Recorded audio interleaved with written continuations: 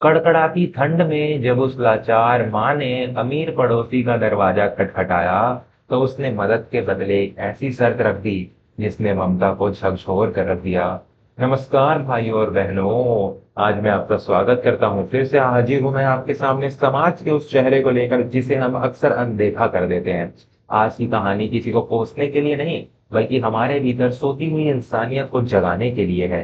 पौष का महीना था और उत्तर भारत की वह ठंड हड्डियों को कपा देने वाली थी।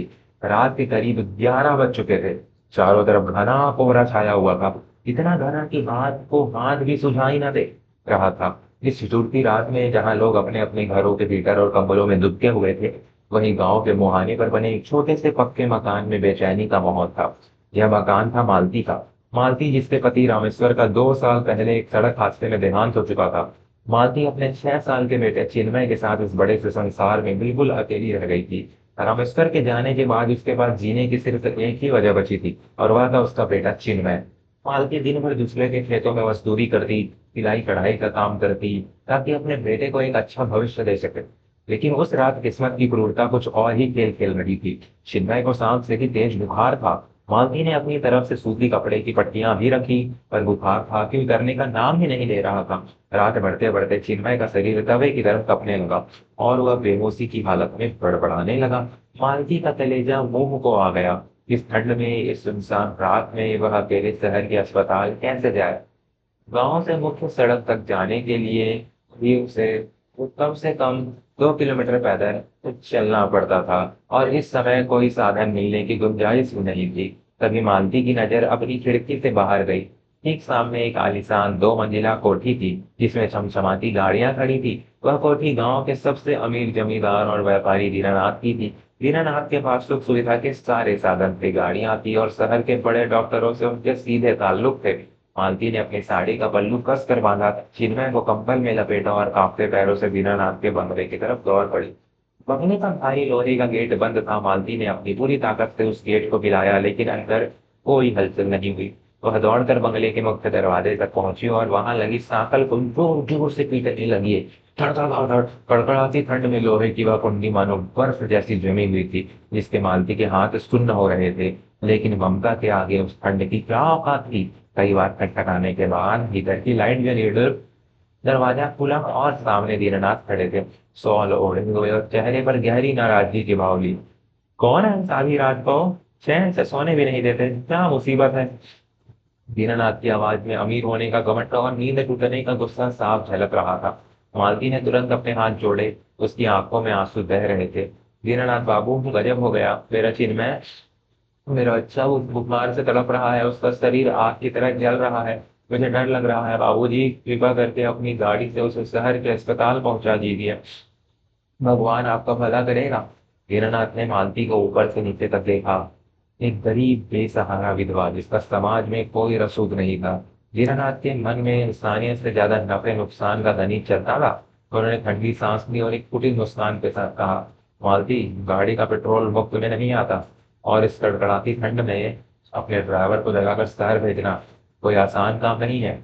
मुफ्त की मदद करने का ठेका मैंने नहीं ले रखा है। मालती के पैर कांपने लगे।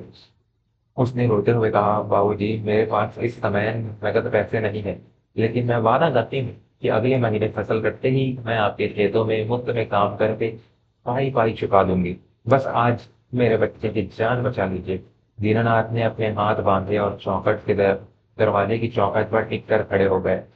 उनकी आंखों में एक अजीब सी शर्त तैर रही थी। उन्होंने धीरे से कहा, फसल कटने में अभी 3 महीने बाकी है मालती। मुझे उधार का धंधा पसंद नहीं है। अगर तुम्हें अभी गाड़ी चाहिए तो तुम्हें तुरंत कुछ चुकाना होगा। मुझे पता है कि रामेश्वर तुम्हारे लिए अपनी माँ के सोने के कंगन छोड़ कर गया था। वे कंगन सदियों पुराने और शुद्ध सोने के हैं। अगर वह कंगन अभी इसी वक्त मेरे हाथ में रख दो, तो गाड़ी तुरंत तैयार हो जाएगी, वरना तुम जानो और तुम्हारा बेटा जाने। यह सुनते ही मालती के पैरों तले जमीन चिपक गई।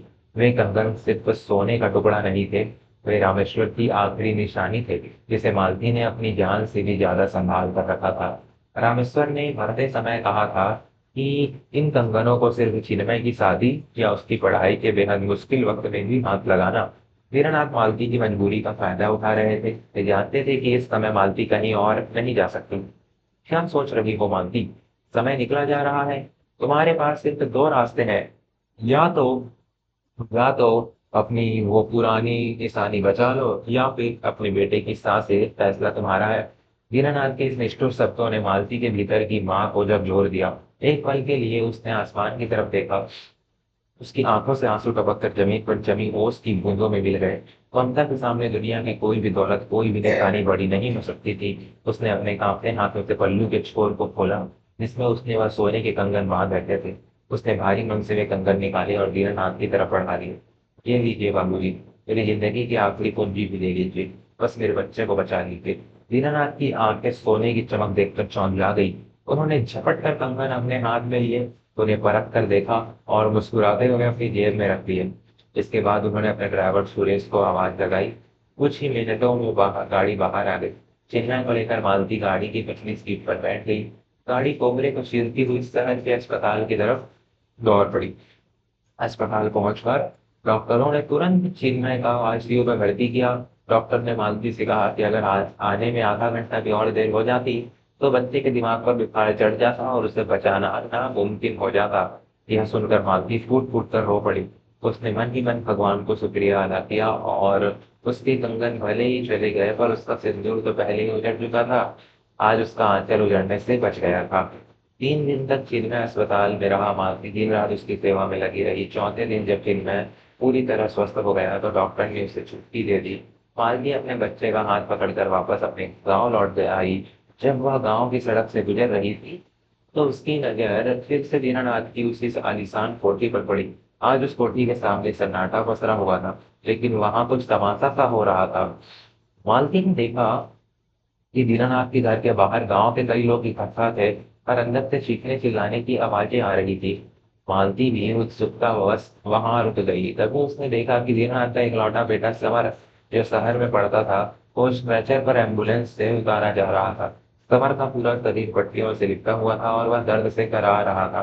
पता चला कि उसी रात, जिस रात दीनानाथ ने मालती की मजबूरी का फायदा उठाया था, उसके कुछ ही घंटों बाद समर का भयंकर शहर में एक भयानक एक्सीडेंट हो गया था। दीनानाथ और उसकी पत्नी रोते बिलखते हुए डॉक्टरों के सामने हाथ जोड़ रहे थे। शहर के बड़े डॉक्टर ने दीनानाथ से कहा, दीनानाथ जी, हमने शुरुआती इलाज तो कर दिया है, लेकिन इनके पैर की हड्डी पूरी तरह टूट चुकी है। अगर अगले 2 घंटे के भीतर दिल्ली के बड़े सर्जन से इनका ऑपरेशन नहीं कराया गया तो यह लड़का जिंदगी भर के लिए अपाहिज हो जाएगा। हमारे पास इस समय कोई बड़ी गाड़ी या एम्बुलेंस खाली नहीं है जो इतनी दूर तुरंत जा सके। दीनानाथ बस आवाज हो गए। अब उनकी अपनी लग्जरी गाड़ी का इंजन सुबह ही सीज हो गया था। पैसा होने के बावजूद इस वक्त वे लाचार खड़े थे। कोई भी ग्रामीण अपने छोटी गाड़ियों से इतनी दूर जाने को तैयार नहीं था, क्योंकि रास्ता बिना खराब और कोहरे से भरा था। दीनानाथ रोते हुए चिल्लाए, कोई तो मेरी मदद करो, जो जितना पैसा मांगेगा मैं दूंगा। मेरी पूरी कोठी ले लो, लेकिन मेरे बेटे को दिल्ली पहुंचा दो। लेकिन उस वक्त पैसे से ज्यादा हिम्मत और सही साधन की जरूरत थी। कोई आगे नहीं आ रहा। तभी भीड़ को चीरते हुए एक बड़ी महिंद्रा गाड़ी आकर रुकी। उस गाड़ी को गांव का ही एक सीधा साधा लड़का राघव चला रहा था, जो मालती का दूर का भाई लगता था और अभी अभी शहर से वापस आया था। राघव ने जैसे ही मामला सुना वह जाने के लिए तैयार हो गया, लेकिन उसने दीनानाथ की तरफ देखा और कहा, दीनानाथ बाबू, मैं जाने को तैयार हूँ, लेकिन मेरी एक शर्त है। दीनानाथ ने रोते हुए कहा, शर्त? तुम जो कहोगे मैं वो मानूंगा। बोलो, कितने लाख रुपए चाहिए? राघव ने पीछे मुड़कर देखा, जहां मालती अपने बेटे चिन्मय का हाथ पकड़े खड़ी थी। राघव ने दीनानाथ से कहा, मुझे आपका एक भी पैसा नहीं चाहिए। बस 3 रात पहले आपने इस लाचार बहन की मजबूरी का फायदा उठाकर जो सोने के कंगन अपने पास रखे थे, वे कंगन अभी इसी वक्त ससम्मान मालती निधि के हाथों में वापस सौंप दीजिए। अगर कंगन वापस मिले तो गाड़ी अभी दिल्ली के लिए निकलेगी, वरना आप अपनी दौलत अपने पास रखिए। यह सुनते ही दीनानाथ के पैरों तले जमीन खिसक गई। उन्हें अपनी की हुई क्रूरता याद आ गई। कुदरत का न्याय देखते, जिस जाल में उन्होंने मालती को फंसाया था, आज उसी जाल में वे खुद फंस चुके थे। पैसा जेब में धरा का धरा रह गया और अहंकार मिट्टी में मिल गया।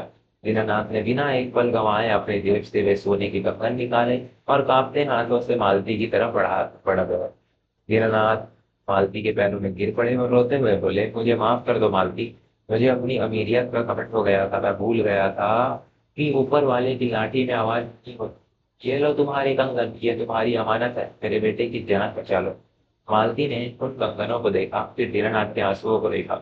मालती का दिल तो माँ का था, पर किसी का दुख देखकर कुछ नहीं हो सकती थी। उसने कंगन अपने हाथ में लिए और राघव से कहा, राघव देर मत करो, बाबूजी के बेटे को तुरंत अस्पताल ले जाओ, किसी माँ की गोद सूनी नहीं होनी चाहिए। राघव ने तुरंत गाड़ी स्टार्ट की, कमल और दीनानाथ को बैठाया और दिल्ली की तरफ रवाना हो गया।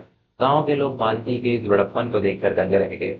दीनानाथ को समझ आ चुका था कि इंसान की असली दौलत उसका पैसा नहीं, बल्कि उसके कर्म और उसकी इंसानियत होती है। भाइयों और बहनों, इस कहानी से हमें यही सीख मिलती है कि वक्त बदलते देर नहीं लगती। आज अगर आप हमारे पास ताकत और पैसा है तो उसका इस्तेमाल मजबूर की मदद करने के लिए करिए, न कि उसकी मजबूरी का सौदा करने के लिए। कुदरत का न्याय बहुत अलग होता है और बहुत सही होता है। अच्छा लगा तो लाइक करें, सब्सक्राइब करें और अपने दोस्तों परिवार वालों के साथ वीडियो जरूर शेयर करें।